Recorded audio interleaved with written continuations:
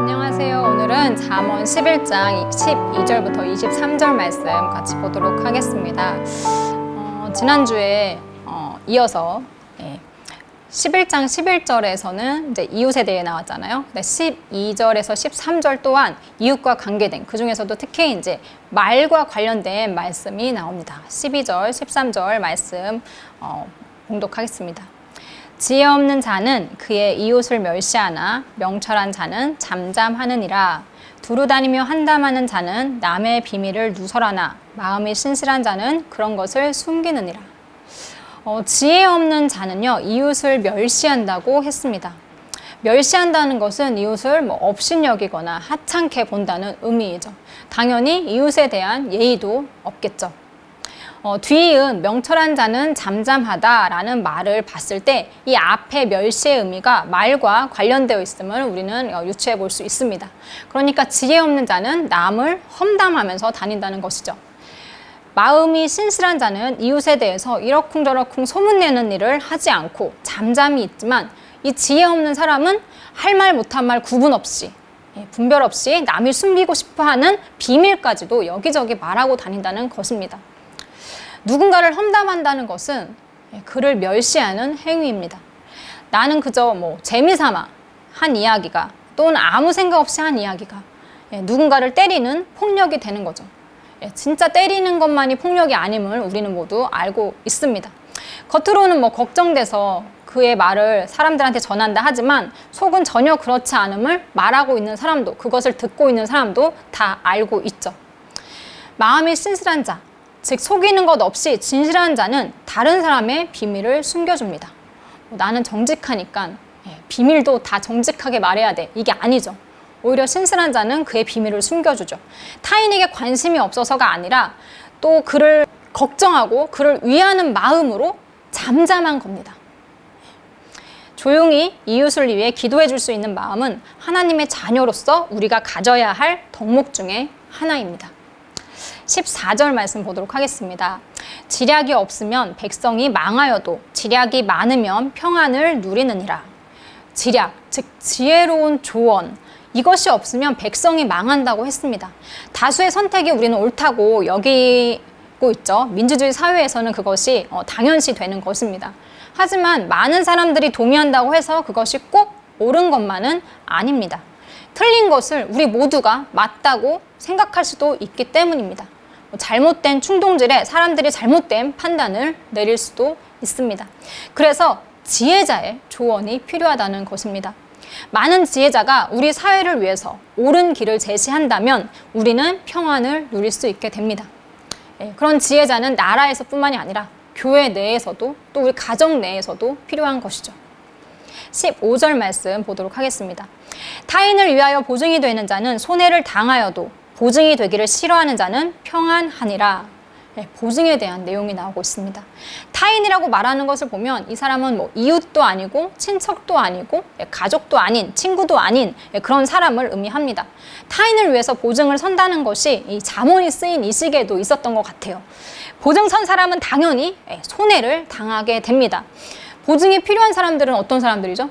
대체로 자기가 빌려놓고 갚을 능력이 없는 사람들이 보증인이 필요해요. 담보도 없으니까 보증인이 필요하겠죠. 그렇기 때문에 보증을 서는 사람은 손해를 볼 수 있습니다. 그 손해를 충분히 감수할 마음이 있는 사람만이 보증을 서야 된다는 말씀을 하고 있는 거죠. 그렇지 않으면 돈도 잃고 사람도 잃게 됩니다. 반면에 보증이 되길 싫어하는 사람은 당연히 자신의 재물이 안전할 것이기 때문에 평안할 것입니다. 16절. 유덕한 여자는 존영을 얻고 근면한 남자는 재물을 얻느니라. 덕이 있는 여자는 존경을 받습니다. 너무나 당연한 말이죠. 은혜를 베풀 줄 아는 사람은 수많은 사람들의 마음을 얻을 수 있습니다. 그는 다른 사람을 위해서 자신의 손해를 감수할 수 있는 사람입니다. 그것이 그 사람의 재물이 되었든 아니면 시간이 되었든 또는 물리적인 노동력이 되었든 말입니다.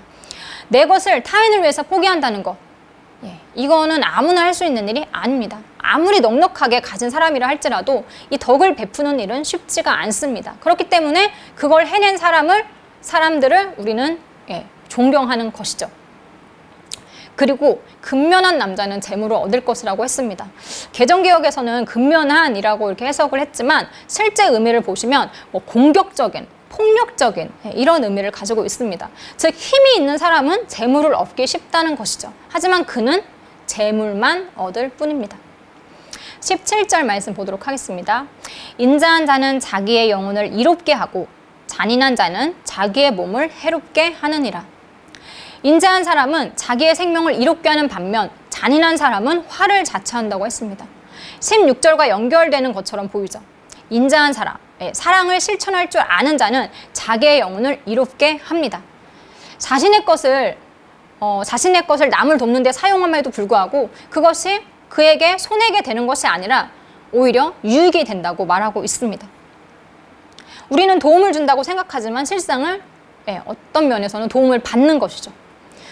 육의 것은 손해를 보는 것 같지만 우리의 영혼에는 이롭습니다. 남을 도우며 생기는 만족감과 행복이 있죠. 경험해 보신 분들은 아실 거라고 생각을 합니다. 하지만 남에게 사랑을 베풀지 못하는 잔인한 자, 그 사람은 자신의 몸에 해를 입는다고 했습니다. 남에게 잔인하게 대했지만 그것이 자신에게로 돌아오는 것입니다. 사람은 혼자 살 수 없죠. 하나님께서 그렇게 만드셨습니다. 서로 돕고 서로 사랑을 나누면서 살도록 말이죠. 하나님의 섭리대로 살아야 행복을 누리는 법입니다. 18절 말씀 보도록 하겠습니다.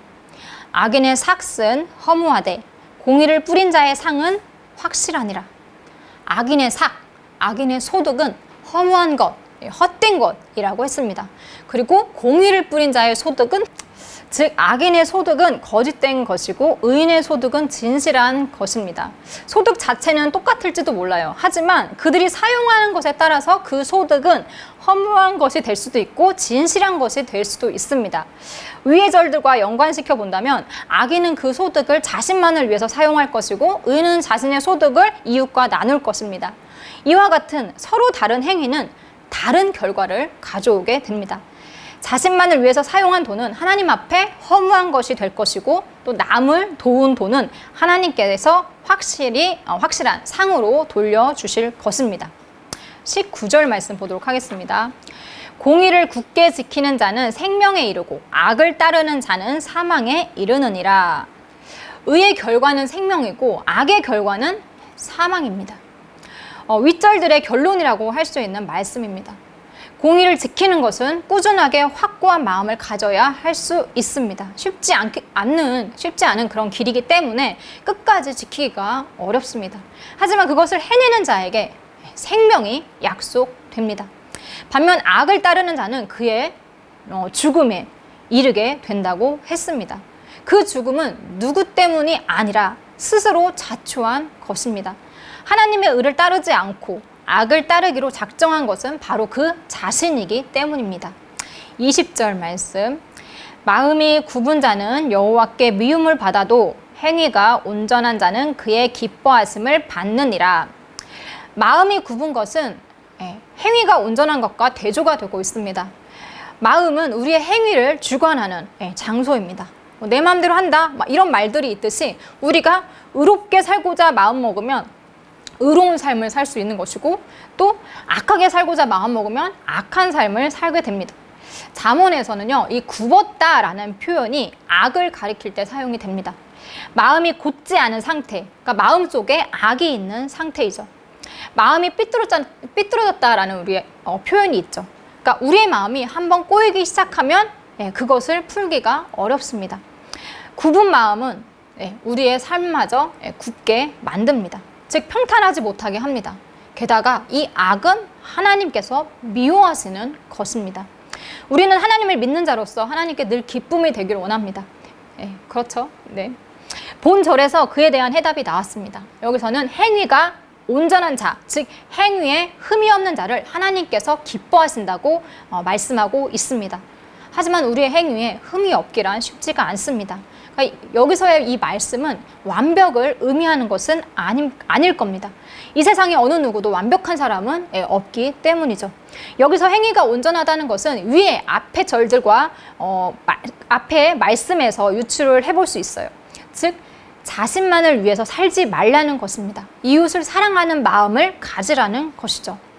누가복음 12장 29절에서 31절 말씀 보시면 예수님은 모든 계명 중에서 첫째가 무엇이냐는 그 질문에 첫째는 이것이니 이스라엘아 들으라. 주 곧 우리 하나님은 유일한 주시라. 내 마음을 다하고 목숨을 다하고 뜻을 다하고 힘을 다하여 주 너의 하나님을 사랑하라 하신 것이요. 둘째는 이것이니 내 이웃을 내 자신과 같이 사랑하라 하신 것이라. 이보다 더 큰 계명이 없느니라 라고 대답하셨습니다. 내가 힘들게 돈 벌어서 내 자신을 위해서 사용하겠다는데 그게 무슨 죄야? 라고 생각하시는 분들 있을지도 모르겠어요. 오늘 말씀은 그러한 생각이, 그러니까 나만 위하는 그 생각이 악이라고 말을 하고 있습니다. 내가 벌었지만 그것이 온전한 나의 힘이 아님을 인정해야 합니다. 하나님의 은혜가 없다면 얻을 수 없는 것임을 깨달아야 합니다. 그래야 내 수입으로 다른 사람, 어려운 이웃을 위해서 그것을 사용할 때 아깝다는 생각이 들지 않을 것입니다.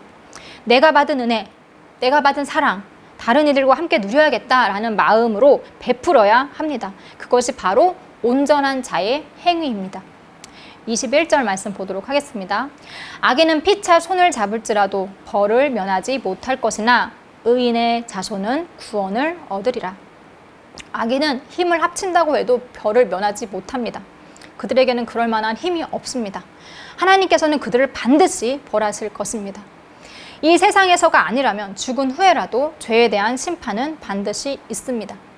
반면 의인은 그 자신뿐 아니라 그의 자손 또한 구원을 얻는다고 했습니다. 여기서 구원은 영적 구원이라기보다는 그러니까 위험한 상황 가운데 도움을 받을 것이라는 의미일 것입니다. 왜냐하면 영적 구원은 각자의 믿음으로 받는 것이기 때문이죠. 또는 심판의 때 그 심판으로부터 벗어날 수 있다는 것 또한 구원이라고 말할 수 있습니다. 22절 말씀 보도록 하겠습니다. 아름다운 여인이 삼가지 아니하는 것은 마치 돼지코의 금골이 같으니라. 아무리 아름다움, 얼굴이 예쁜 여인이라 할지라도 삼가지 아니하는 것, 즉 분별 없이 막 행동하거나 막 말하는 것, 이것은 마치 돼지코의 금골이 같다고 했습니다. 유대인들은요, 돼지를 부정한 동물로 여겼습니다. 부정한 동물에게 가치 있는 귀한 금고리를 건다고 해서 그 돼지가 가치 있어지고 귀해지는 것은 아닙니다. 마찬가지로 겉만 아름답고 지혜롭지 못한 여인은 부정한 대조와 같다는 것입니다. 이 여인은 앞에서 말한 유덕한 여자와 대조가 됩니다. 겉모습보다는 지혜를 가지는 것이 더 중요하다는 것을 이 말씀들을 통해서 알 수 있죠. 사무엘상 16장 7절 말씀 보시면 사람은 외모를 보거니와 나 여호와는 중심을 보느니라 라고 하나님께서 말씀하셨습니다. 외적인 아름다움보다 내적으로 우리가 지혜를 갖는 것이 중요합니다. 23절 말씀, 의인의 소원은 오직 선하나 악인의 소망은 진노를 이루느니라. 모든 사람이 소원을 갖습니다. 소원 하나 없는 사람은 거의 없을 겁니다. 여러분의 소원은 무엇인가요? 오늘 말씀 보시면 그 소원에 따라 내가 의인인지 악인인지 판단할 수 있을 겁니다. 23절에서는 의인의 소원은 선하나 악인의 소망은 진노를 이룬다고 했습니다. 여기서 소원 자체가 선한 것인지 아니면 소원의 결과가 선한 것인지 정확히 알 수는 없지만 우리가 유추해 볼 수 있는 것은 뒤따르는 악인의 소망이 진노를 이룬다라는 그런 결말의 말인 것을 볼 때에 이 앞에 의인의 소원 또한 결과가 선한 것이라고 우리가 생각을 해볼 수 있겠죠. 악인의 이기적인 소망은 하나님의 진노를 일으킬 뿐입니다. 지난주에 이어서 오늘도 공의로운 삶에 대해서 알아보았습니다. 공의로운 삶이란 타인에 대한 마음가짐에 따른 것임을 알 수가 있습니다. 타인에 대해 관심을 가지고 그들의 필요에 무심하지 말고 자신의 것을 나눌 줄 아는 삶이 바로 공의로운 삶이라고 오늘 말씀하고 있습니다. 하나님께서는 우리가 다 같이 잘 사는 것을 원한다는 것, 이것을 오늘 말씀을 통해서도 또 우리는 배웠습니다. 또한 이기적인 마음이 악하다는 것을 오늘 다시 한번 아셨을 겁니다. 우리 주변을 돌아볼 줄 아는 우리 모두가 되기를, 그래서 하나님께 기쁨이 되는 자들이 되기를 소망합니다. 오늘 말씀 마치겠습니다.